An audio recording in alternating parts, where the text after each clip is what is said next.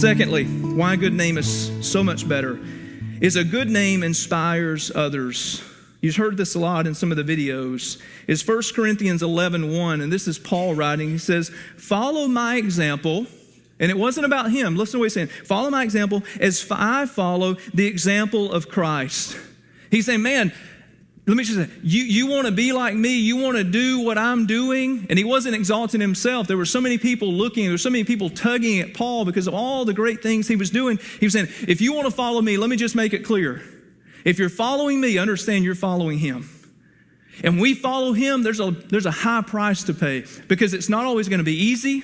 The crowd's not going to always be with us. It's not always going to feel good. It's not always going to feel right sometimes. There's going to be all sorts of conflict within us. There's going to be a constant inner struggle, not just an outer struggle, to make that right choice. And so as I'm walking and I'm following him, it's going to be a difficult challenge. So when others think about you, are they inspired by the things that you do? If you're like me, you're like, man, I've never done anything big. And that's not really what he's talking about. We're not always going to do what Paul did. I'll never forget what the pastor said. Brother Billy Floyd, great man in my life, has always been there. We share a birthday. It's always been kind of a neat thing. But when I was being ordained as a minister, he said to the crowd, you've heard me say this before, he said, Brian may not have a huge church. He may not accomplish great things as far as the world is concerned. And to be honest with you, I was like, whoa.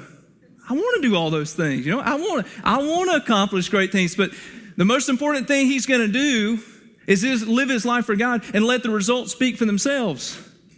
And what he was trying to help me as a young person who was hungry to make a name for myself and hungry to just blaze a trail, what he was basically saying with such great wisdom of a pastor who'd been doing it for years, that it's not how big the church is, right? It's not how tall that tree is. It's about the root system. It's about the environment. It's about the depth. It's not necessarily about the height. How deep is our faith? That's what truly inspires others.